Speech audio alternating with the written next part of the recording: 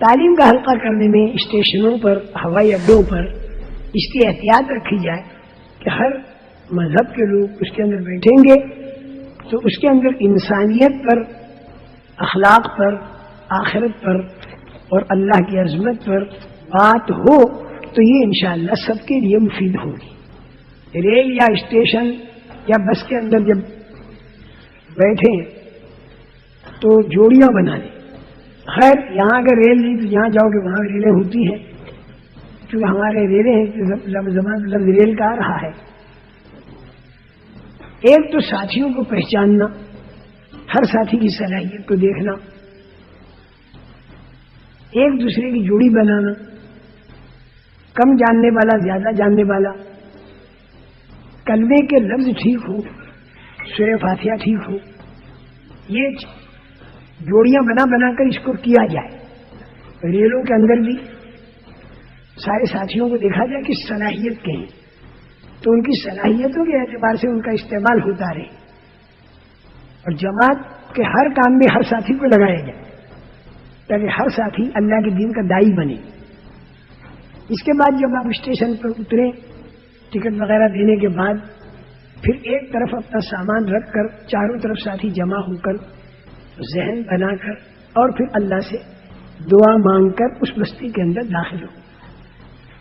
بستی کے اندر جب آپ داخل ہوں یا پیدل جماعتوں کا بھی اللہ کرے، ساؤتھ افریقہ کے اندر رواج پڑے پیدل جماعتوں کا بھی، جیسے ہماری پاکستان کی جماعتیں بہت پیدل چلتی ہیں اور اس کے بڑے اچھے اثرات پڑتے ہیں۔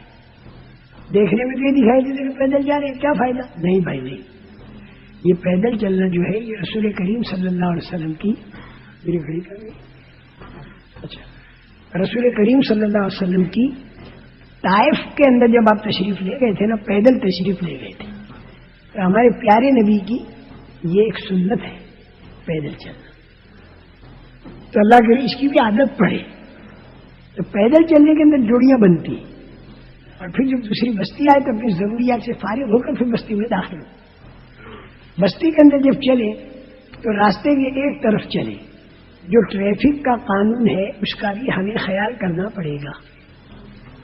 ٹریفک کا قانون یہ ضروری چیز ہے، یہ نہیں کہ یہ تو کافروں نے بنایا، بالکل نہیں بھائی، جو ایک قانون ہے قانون ہے، کافروں کا بنا ہوا قانون ہے۔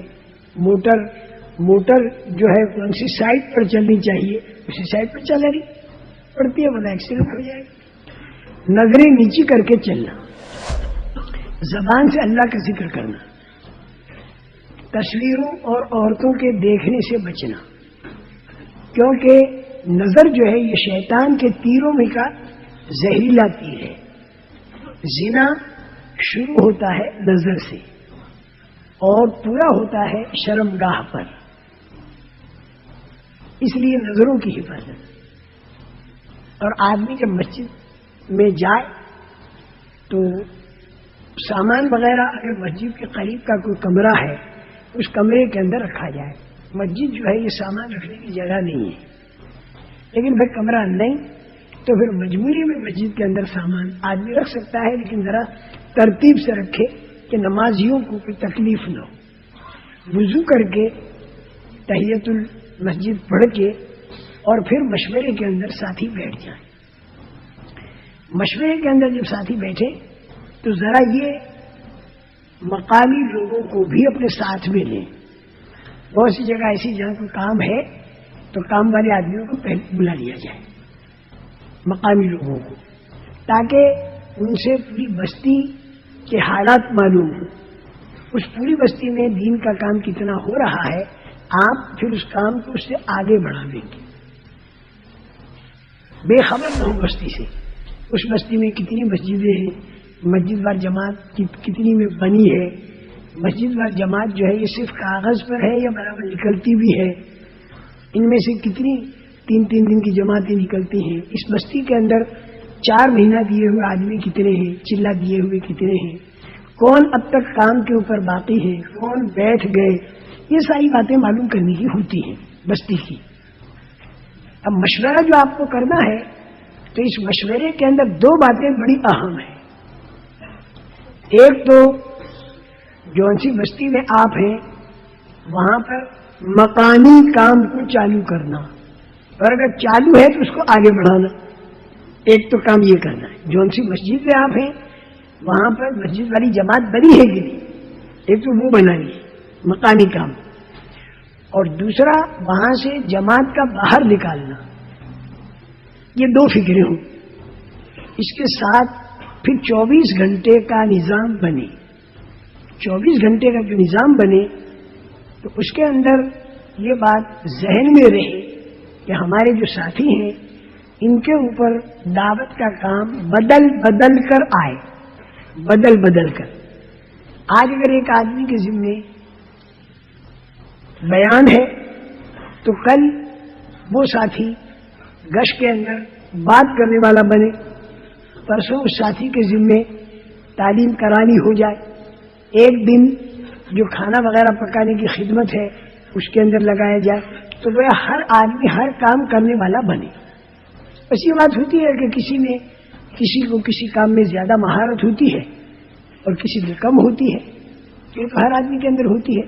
ہمارا جماعت میں چلنے والا ہر ساتھی جب لوٹے تو دائی بن کر لوٹے، یہ ہے ترتیب. اور بلکہ جون سی بستی میں جائیں تو وہاں کے لوگ بھی دائی بنے، یہ ہماری فکر ہو. لیکن دوسروں کو دائی بنانے کی فکر میں آدمی اپنے کو بھول نہ جائے. بعض وقت ایسا ہوتا ہے کہ آدمی اپنے کو بھول جاتا ہے. اور نبیوں والا غم جو ملے گا، میں سچ کہتا ہوں عمومی جماعتوں میں پھرنے سے ملے گا. عمومی جماعتوں میں پھرنے سے ملے گا، عام لوگوں کے اندر چلنے پھرنے سے ملے گا، غریبوں کے پاس بیٹھنے سے ملے گا. تم یہ مت سمجھو کہ ساؤتھ افریقہ میں غریب لوگ نہیں ہیں. اتار چڑھاؤ ہر جگہ ہوتا ہی ہے. ہمارے افریقن بھائیوں کے پاس بیٹھنا، ان سے ملنا، ان سے باتیں کرنا، ان کے ساتھ گشت میں جانا، تو اس سے میں سچ کہتا ہوں نبیوں والا غم ملے گا.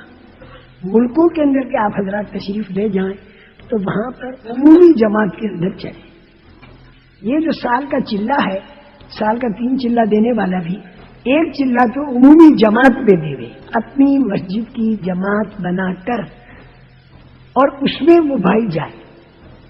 2 پرانے اور 8-10 نئے مل کر جب جماعت پہ چلتے ہیں تو وہ عمومی جماعت بڑی اچھا کام کرتی ہے، اور یہ دوسرے بھائی دین کے دائی بنتے ہیں. بلا ضرورت ہر جماعت کے سارے پرانے اور وہ جماعتیں جو اس میں سارے نئے، ایسا نہیں، بلکہ اس کے لیے تقسیم ہو. 2 پرانے 4-5 نئے، اس طریقے سے تقسیم ہو کر چلے. اللہ کی ذات سے بڑی امید ہے.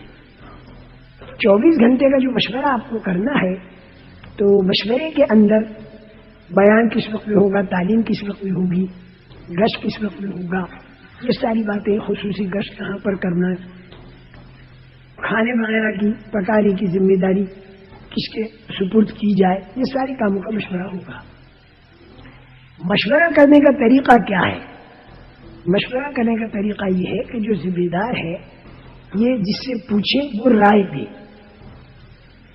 اور رائے دینے کے اندر چند باتوں کا خیال رکھے. رائے دینے میں جب آدمی رائے دے نا تو رائے دینے کے اندر چند باتوں کا خیال رکھے. ایک تو کام کی مصلحت اور ساتھیوں کی مصلحت، اس کو سامنے رکھ کر رائے دے. اپنی کوئی معذوری ہے، صرف اس معذوری کی وجہ سے رائے ایسی دے دی کہ جس میں ساتھیوں کی مصلحت بھی ختم اور دین کے کام کی مصلحت بھی ختم، ایسی رائے نہ دی.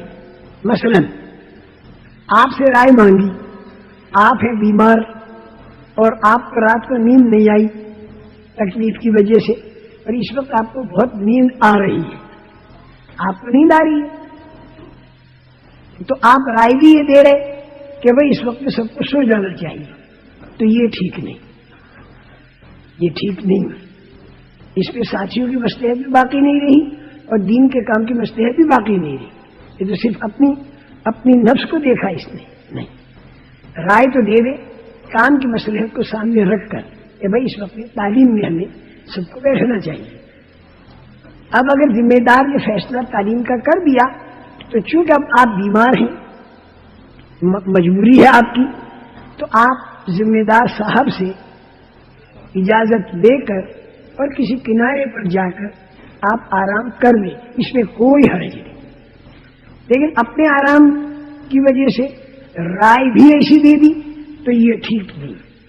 ایک تو اس بات کا خیال ہے کہ رائے دینے میں ساتھیوں کی مصلحت کو بھی سامنے رکھو، کام کی مصلحت کو بھی سامنے رکھو، صرف اپنے نفس کو سامنے مت رکھو. ایک دوسری بات ہے کہ رائے دینے کے اندر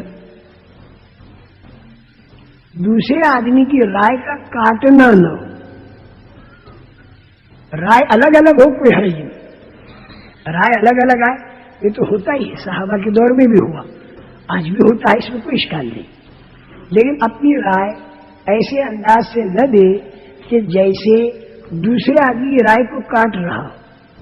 مثلا ایک بھائی نے رائے دی کہ بھئی اس وقت میں سونا چاہیے، یہ اس نے رائے دی. آپ کی رائے ہے کہ تعلیم میں بیٹھنا چاہیے، تو آپ سیدھے انداز پر کہہ دیں کہ بھئی اس وقت میں تعلیم میں بیٹھنا زیادہ اچھا ہے، اس میں کوئی حرج نہیں. لیکن آپ بجائے اس سے یوں کہیں کہ کیا سونے کے لیے آئے ہیں ہم، تعلیم میں بیٹھنا چاہیے. اب گویا اپنے بھائی کی رائے کو آپ نے کاٹا، بس یہیں سے وہ دلوں کے اندر پھر وہ میل پیدا ہو جاتا ہے.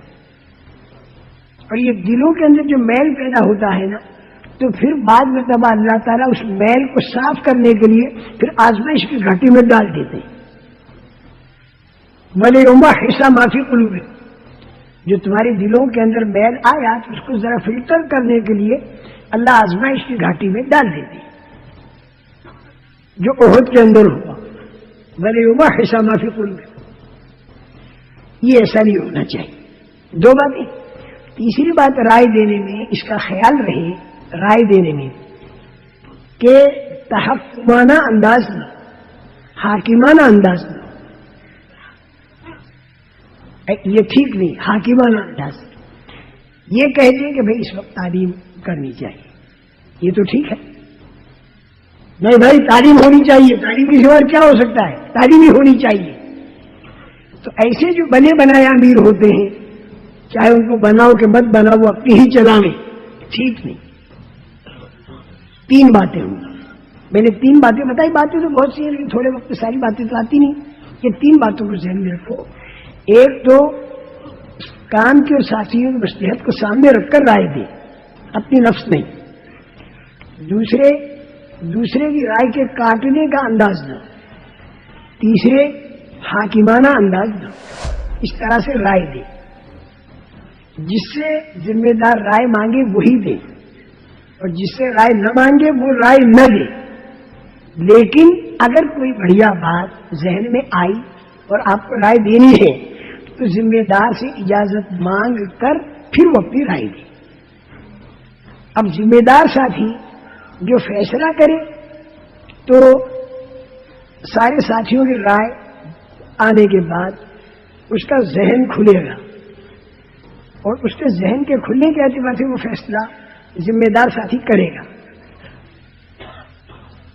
اب یہ تو طے ہے کہ سب کی رائے کے مطابق تو فیصلہ ہوگا نہیں. کسی کی رائے سونے کی ہے تو کسی کی رائے تعلیم کی ہے، کوئی ایک فیصلہ کرے گا. تو جس ساتھی کی رائے کے موافق فیصلہ ہو تو اسے ڈر جانا چاہیے کہ کہیں میری نفسانیت کا اس میں دخل نہ ہو. میری رائے کے موافق فیصلہ ہو گیا، اور اگر کسی کی رائے کے خلاف فیصلہ ہو تو اسے خوش ہو جانا چاہیے کہ الحمدللہ یہ مشورہ میری نفسانیت سے پاک ہے.